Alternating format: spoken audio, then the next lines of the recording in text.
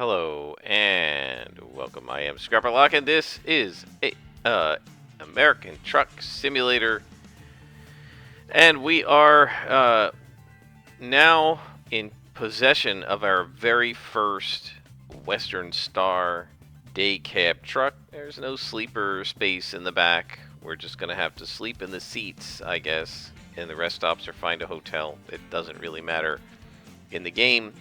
We're level 7 now. We only have 14,000 left because we have bought a slightly souped up brand new Western Star truck. And this is our first truck, and now we're going to be able to take a different type of job. Instead of going to the quick jobs where we use the original, like sort of the whatever trucks they give you, we get to use our own truck and to pick up freight. So we're in Oklahoma City, right? So we're going to start there. Because now we have to drive to the location, and we're going to pick. Let's not do anything too outrageous. These things are pretty hard, and I don't to pull, and I don't know because it's a heavy load. I think. Yeah, it's heavy cargo. I don't know if our truck can handle it. So let's take this other one here, which is the green means a standard delivery, and we'll just be taking from BP. I don't know what this is. A frac tank. And we'll just take that from Oklahoma City to Colorado, and we'll go past 3 new towns that we can add to our list of discovered locations. So first you have to go to the place and pick it up. So we're going to start in our home garage, and then we'll go to the place. And now we're going to have to pay a lot of attention to resting and when we have to sleep, because in the quick jobs, it basically teleports you to the city and then starts you at full rest. And so unless you're doing more than a 10 or 12 hour job, you don't really have to sleep much. But now, after we finish one job, right, you can see already here, we have another, we're already blue, so we're going to have to rest fairly soon after we take this job. So let's head out. This is our garage here, good. So it looks like it's on a nice side street. Sometimes the garages are on major thoroughfares, and then it's really hard to pull out. No, we're on a bit of a thoroughfare, but it doesn't seem too crowded here. Let's take a look, and this is our truck, guys. This is what we're going to be driving on the next, I don't know, probably dozen or so jobs. And we're going to pick up our load, and then we will start our rant. You can see we have a nice little cabin interior here. I do want to point out they do have the GPS sitting right there. So you don't actually have to have it on the little sort of UI in the lower right, but I'm just sort of so used to having it that I generally leave it up. Also, I don't want to have to keep turning my head, quote unquote, with the right thumbstick. So we're just, oh my gosh, we have 84 miles to go to get to this thing. I thought it was in Oklahoma City. Well, hopefully it'll still be available when we get there. If not, we'll take whatever is available. There are usually multiple jobs at a given site. I didn't think to look at how long we had before we took the job. And I don't know if it tells you really how far away from you the job is. I think it tells you how long the job is, right? How far away the destination of the load is from the starting point. But I don't think it tells you how far away the job is from you, which can make it fairly difficult. And I usually try to make sure there's at least a couple of hours, but I didn't think to check that this time. I'm a little rusty at getting the freight loads versus the quick loads, because I've been doing quick loads with you guys for the last, 7 or 8 sessions.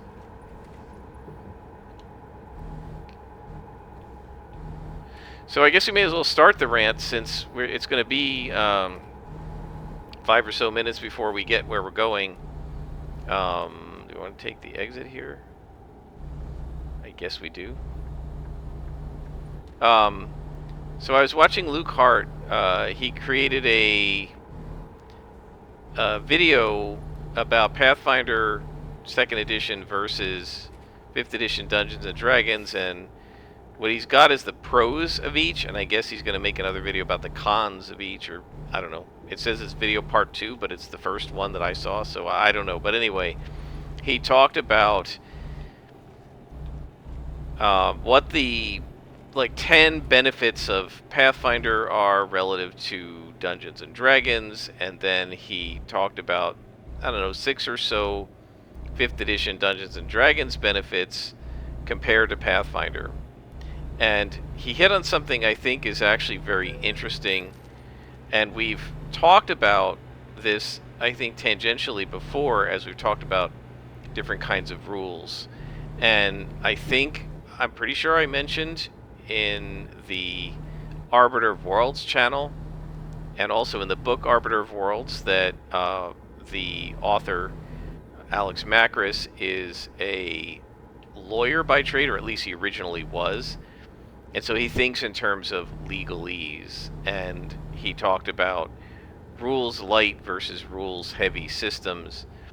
And so I want to kind of get back into that topic, but from the perspective of what Luke was talking about. So he mentioned that Pathfinder 2 is, of course, more of a crunch type game, in the sense that there are a lot more specific rules for a lot more specific circumstances than what you ordinarily see in, what is this? The Turner Turnpike, I see. There are a lot more specific circumstances for rules, and they're much more sort of hardline specified in Pathfinder than you get in 5th edition, where the rules are a little less explicit and case by case, and they're more generalized. So a great example would be in Pathfinder, you have bonuses and penalties for everything, and you add up the bonuses and you subtract out the penalties, and you get some sort of a total. +2, +1, -1, -1 gives you some total, right? 1 + 1 total. In Dungeons and Dragons, in order to reduce that crunchiness of having to do all of that, they just have the advantage and disadvantage system. If you have the upper hand, and we're already yawning, so we need to rest soon. If you have the upper hand, you can get advantage, which means you roll 2 dice and take the higher one. And if the other guy has the upper hand, you have disadvantage. You roll 2 dice and take the lower of the 2. And you don't have to calculate everything. Whereas in Pathfinder, if you're having somebody having an advantage over you or not, is going to be in the nitty gritty of the bonuses. +2 to do this, +1 to do that, -2 to do this, -1 to do that, and what's your total. That's a simple example. He also talked about how every single level you have to make choices for your character, and you can really highly customize it, but that can make it a little harder for players, whereas in D&D you really only make choices every 4 levels, and the rest of what you get, unless you're picking spells, the rest of what you get is pretty well programmed into your subclass, and so that makes it a little easier. So what Luke talked about a lot in the Pathfinder pros was the fact that there's a huge benefit to it for the Dungeon Master, because the game is, because of all the rules and how completely specified it is, the game is extremely balanced. And so you can very easily set up an encounter that you know will be the right challenge for the players, exactly the challenge you wanted, because you almost can't help it when you use their system. On the other hand, Dungeons and Dragons, because it's more of a wishy-washy, less picky system, you can easily have an encounter that is way too easy or way too hard, way easier or harder than you wanted as a GM, because the challenge rating system doesn't really work very well, because it's not such a picky, nitpicky type of deal. And we're going to need to rest as soon as we pick up this load. I did not realize that we needed to rest this soon, but there's nothing I can do about it now. We'll just pick up the load and then we'll try to see if we can find a place to rest. So he said he feels like from that perspective, it's very helpful to the GM. All the rules are specified. You don't have to figure out how to do anything because the developers already figured out how to do it, and they're going to show you how to do it in the rules. And so you just do what they say, and you're done.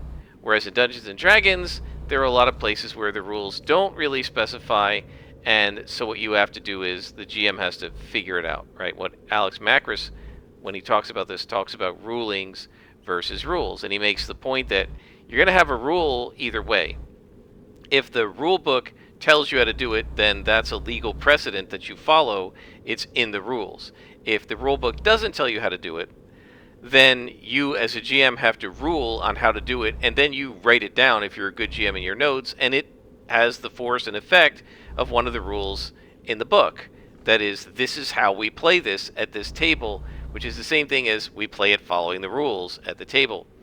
And so what Luke Hart is saying is he feels like the GM is under less of a burden in a system that has, and yeah, we can't rest, so we're just going to have to deal with it. The GM is under more of a little bit more of a burden when you have a system that has a whole bunch of rules. Yes, first you have to learn all of the rules, right? But once you do that, you can consult the rule book in almost any case to find out how you're supposed to do this, and you know it will be balanced and it will work well because the developers have already balanced it for you. On the other hand, if you have a game where the GM has to make rulings, then each table is going to play it a little differently, even if they're trying to play rules as written, and the ruling the GM makes might not be super balanced. It might have a lot of negative consequences that you didn't think about and that sort of thing, because the see, what are we doing here? Yeah, our original, no, this is the right one. Okay, I thought it expired. It might not be as well balanced as you'd like because you're making it up as you go along, and the rules don't really tell you how to do a thing, or how to do the thing, right? And so what Luke Hart argues is that a very well specified system, once you learn it, is much better for the game master. And you can see it's going to start fading in and out on us because we're getting tired. There's nothing I can do about it, guys. Literally, there is no way to rest until you get to a rest stop, so we're just going to have to deal with it. It's fine. If we get into an accident, we get into an accident. No big deal. We'll pay for it. So let me pause here as I do this. And what we're going to do now is hit the map and just find the nearest rest stop. And it's right there. What? Reset the navigation. So one of the things I need to do is... where's this setting? How do we do this? No, not add new void. There's a way to put the waypoint. Okay, so 58 miles. Hour and 7 minutes. Well, we're probably gonna get a ticket, but nothing I can do about it, right? I didn't realize how far this was before we started, and I didn't realize how close to tired I was when I decided to take this particular job. So there's nothing we can do about it. We're just going to have to live with being a little tired. So anyway, Luke's point is that having the rules specified for you is actually very helpful for the GM. And one of the ways he said that it helps, and I agree, is it reduces arguments at the table. You don't have to argue or fight or compromise with the players on how we're interpreting the rules, because the rules specifically say how to do this thing, and so you just do it, right? The rules say you get this bonus and this bonus and this bonus and this penalty, and the total is this amount. And you don't have to argue with whether you should get advantage or not. The rules tell you this is how you do it. And so he argues that for the game master, the crunchier system is better because it reduces discussion at the table. You just play it how it says in the rules, and you're good to go. On the other hand, he argues that such a system can be difficult for the players because the players now have to really understand how their characters work. Are you going to go or not? You have right of way, just go. Come on, I'm tired here. The players have to really understand how their characters work in a heavily specified, crunchy system, and it can be very easy to mess up your character as you level up if you don't like use some kind of build guide or something to help you. Whereas in a game like 5th edition, it's a lot more forgiving. You can just level up and take the defaults and you'll be fine. So he argues that for the game master, the crunchier rules are better, but for the player, the less crunchy rules are better. So he said he feels like 5th edition is more of a player-friendly game, and Pathfinder is more of a GM-friendly game. He points out that, for instance, in Pathfinder, in the Game Mastery Guide, they give you the same exact rules, the same exact algorithm that they use for making monsters in the official monster tomes. They give you that algorithm, and if you follow it, you can then make exactly the same types of monsters that they make, and the monsters are entirely compatible with their build technique. On the other hand, in Dungeons & Dragons 5th edition, they've explicitly admitted and stated that they did not give the dungeon masters, the public, the formula, the algorithm that they use for building monsters. And in fact, if you follow the guides they have in the Dungeon Master's Guide, you won't be able to replicate their existing stat blocks. Many of their stat blocks, I noticed this right away, violate the rules they say you should use for making up monsters. And the rules are very vague and unspecified. Oh, well, for this challenge rating, the monster should have between 200 and 250 hit points. Well, 200 and 250, that's a big spread. And how does that relate to armor class, right? Because the higher the armor class, the harder you're going to be to hit, which means the fewer hit points you need in order to survive a bunch of rounds, because a lot of times you'll be missed instead of hit. And so, yeah, they don't, like, that sort of thing doesn't really, they don't specify at all. And as a consequence, it's very hard to know what the challenge rating of your monster would even be if you make up a custom one. What I used to do, right, I found this so hard to deal with, is I would go to one of the more obscure monster manuals like Volo's Guide or Mordenkainen's, and I would look up an obscure monster that was the right challenge rating and had similar abilities to what I was looking for, and I would just copy and paste the stat block and make some tweaks, because at least I knew, how are we doing on this? Are we getting close to this rest stop? At least I knew that I would be in the ballpark, rather than make up something completely from whole cloth and have no idea whether it's a challenge rating 3 or 30. Now, I mean, alright, 30 versus 3 is pretty different, but my point is that it can be very difficult to figure out in 5th edition D&D, and that's frustrating as a game master, and it makes your job a lot harder if you're trying to balance encounters and have an encounter that is an appropriate challenge and a fun challenge for your players without being over the top. So for something like Pathfinder, having all of that spelled out for you exactly in the GM guide is very GM friendly, and it makes it much easier to set up encounters that have the difficulty you expect them to have, because all of the and also to make up custom monsters that have the difficulty you expect them to have, because all of the rules for how to do that are exposed to the dungeon masters, to the game masters, by the company, and they don't have like a secret method of calculating stuff that is different from what they mentioned in the Game Master's Guide. And so that makes it more friendly for the GM. But of course, for the player, there are so many more things to think about in character creation stuff in Pathfinder that he said he feels like that is actually harder for the player. And the player will have an easier time because they can just take all the defaults that come with their character class, and other than the occasional ASI, there really, or choosing spells, there really isn't anything to pick as you level up.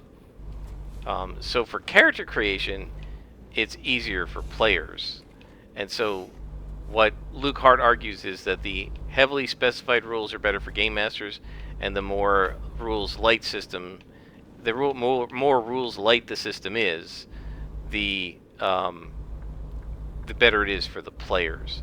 Now, one thing he did point out, which I think is a good comment to make, is that it's not all on the side of D&D being easier for players, because Dungeons and Dragons also has a lot of different types of actions, reactions, bonus actions, regular actions, and so forth. And these can be very overwhelming for players, right? He was saying, every round his players know you can take a bonus action, right, on any given round. Is there going to be space for us to park? You can take a bonus action on any given round, and that will allow you to do something extra, but only if it's a bonus action, right? And it doesn't work if it's a regular action. So we have rested now, and now we will back up and pick up our load. So that's a little trick I actually learned on Steam.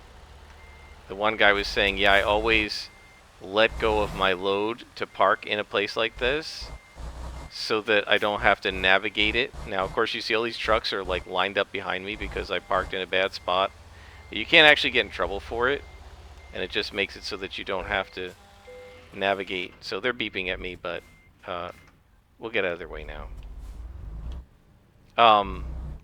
So I don't know, guys, what do you think? Do you think that the more complicated rules are actually easier for GMs? I mean, there is the fact that you have to learn them.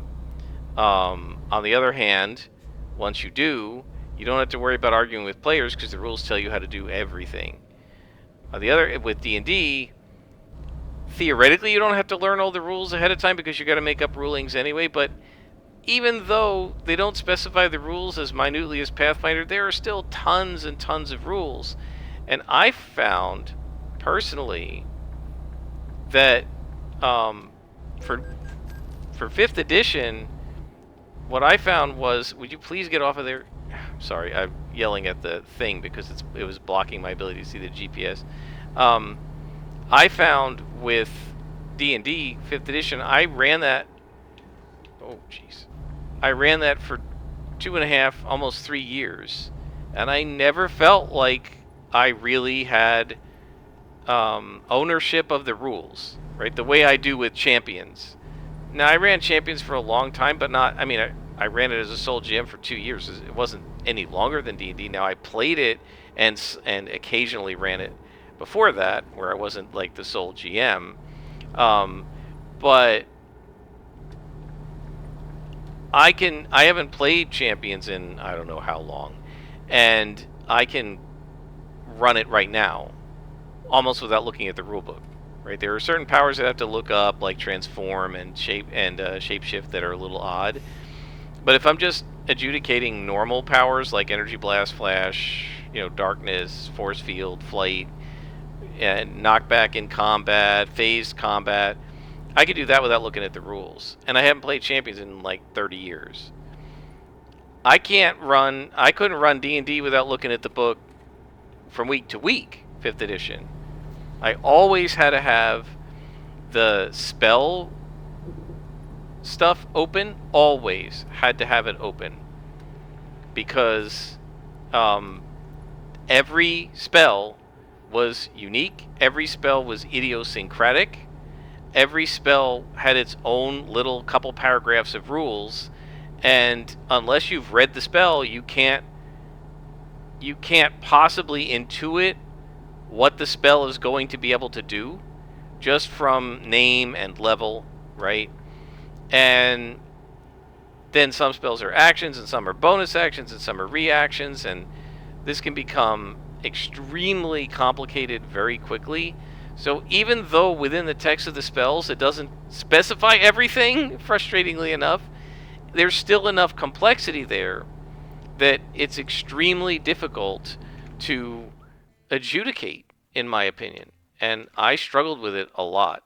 Luke Hart talked about how with his players, and that's just a little photo that we get a little credit for.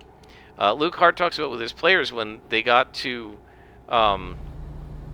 they were at their 18th or 19th level, and he said they were planning out something, right? And they started talking about, oh hey, we have access to this spell, and maybe we should use this spell to do something, to do whatever. He didn't say what the spell was, but he said he was panicking as they were talking about it because he had no contingency for this spell. It hadn't occurred to him that they could use this spell, right? You can't, there are so many spells as a game master. You could look at the book till the cows come home. You're not going to remember every single spell that all your players have access to.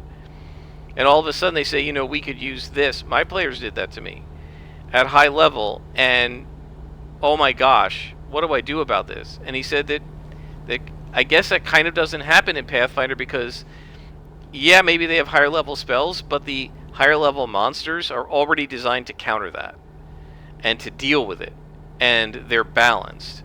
Whereas in Dungeons & Dragons, you could have a high level monster where there's a single 3rd or 4th level spell. If you didn't expect that spell and the monster doesn't have a defense against it, it's taken out. And a 6th level party can take out a high level monster doing that. And so that's what makes it sort of unfriendly to the game master. And yeah, so the high level play can be very complicated in 5th edition, even though the rules are sort of supposedly simpler. So I think in the end what this means is that the player facing part of Dungeons & Dragons is perhaps better for players than the player facing part of Pathfinder, but the GM facing part of Pathfinder is better than the GM facing part of Dungeons & Dragons. I don't know. What do you guys think? Has anybody played both? And what are your opinions? Do you agree with Luke that Pathfinder is much more of a GM's dream than D&D, and that D&D is kind of a DM's nightmare? I certainly agree that D&D is a DM's nightmare. Do you agree with him that Pathfinder is the reverse for players, that it is harder for players and not as good for them, but that perhaps D&D 5th edition is better? I actually made the comment on Luke's channel that I haven't played Pathfinder, but I found this with Savage Worlds. Now, Savage Worlds is meant to be more rules light than D&D or Pathfinder, even though there are a lot of modifiers and different types of maneuvers you can do in combat, so I don't know how much more rules light it is. It's meant to be fast, furious, and fun. That's a quote from the book. But what I found is I've only been running I've only been running Savage Worlds for 7 months or so, and I mentioned this in an earlier episode. I've only been running it for 7 months or so, but I feel much more comfortable. I feel much more like I own how the rules work in Savage Worlds than I owned how the rules worked in D&D. I never felt like I owned that. And my players were always trying to do stuff that completely surprised me, and I was like, I have no idea how to deal with this. In 5th edition, they never do that, really, in Savage Worlds. Now, some of that is that they don't know the system as well, right? So they can't necessarily pull out something. I know it better than they do, so it'd be unlikely for them to surprise me. But also, if you just think about spells, there are only like 60 powers in the Suede core book, and then each setting book adds another 10 or 12. So there may be 75 powers total in Deadlands, and a lot of them are self-explanatory and obvious, and most of them only have a short paragraph or two that explain the effects. And so it's actually not that hard to run it. Also, you don't get as many spells a character in Savage Worlds unless the player is just getting new powers every time they get an advance. They only have a handful of powers. 3, 5, maybe 7. Whereas a cleric has access, potentially, to hundreds of spells when they get to like 5th or 6th level, because any spell in the game that's a clerical spell is fair game for them. They're not even limited by what domain they're in, I don't think. And so there are so many spells they could potentially learn, and you as a GM can't be familiar with all of them. It's just too many. They're almost always going to have access to and prepare spells that you've never really adjudicated before, and you have to figure out. Whereas in Savage Worlds, that really doesn't happen. Yeah, it's the blast power. I've adjudicated that a dozen times. All blasts are the same, right? They have different trappings, right? Different special effects, champions would call it. But all blasts are fundamentally the same. They work the same way. So once you understand how blast works, or how puppet works, or how boost lower trait works, it works the same way every time for every trapping. And so I think that it's definitely true that Savage Worlds is easier to run than 5th edition, but I don't think that it's because Savage Worlds is crunchier, because I don't think it is. I actually think it's less crunchy than 5th edition, and yet that's still easier to run than 5th edition is. And so then the question becomes, okay, well, if it's not about complexity of the rules and sort of the granularity of the rules, the crunch, then what is it that makes a game easy or hard to run? And I really think that it comes down to two things.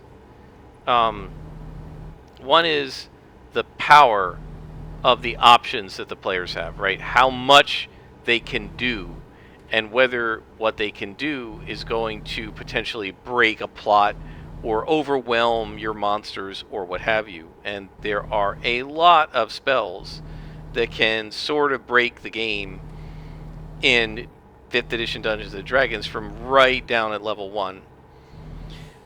There aren't that many powers. There are a few, but there aren't that many powers that can do that in Savage Worlds. So one of the problems is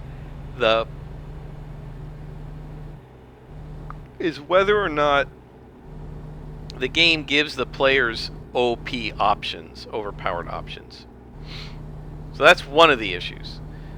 The other issue is how many options the game gives players. Now, Pathfinder does give a lot of options to the players, but those options come when you level and don't generally change in between. The problem with D&D is that a lot of the options could not only come when you level, but they can also change in between. Things that happen on a short or a long rest. And that can be very hard to manage as a game master. The resource tracking in D&D, I don't know what it's like in Pathfinder, but in D&D it's such a pain, because not only do you have spells to track, but most of your character's abilities will recharge on either a short or a long rest. So some do it on a short, some do it on a long. And as a game master, how do you keep that all straight? It's very difficult. And I found it extremely challenging, and I gave up running D&D because as the characters leveled up, it just became too hard to deal with. Now, I don't know what's going to happen when my Savage Worlds guys get into like veteran or heroic or legendary rank, I'm sure that will be very difficult to run as well. But so far, I've found Savage Worlds to be much easier to run. I have not played Pathfinder, so I don't really know anything about that other than what Luke Hart said. But anyway, that's my rant for today. We're not anywhere near ready to finish the job, but I think we'll stop here. I hope you guys have enjoyed, and let me know what you think about crunchy rules versus more rules-light systems, and whether they're better for players or game masters. Until next time, I am Scrapperlock, and this has been American Truck Simulator. Let's rant with Scrapper.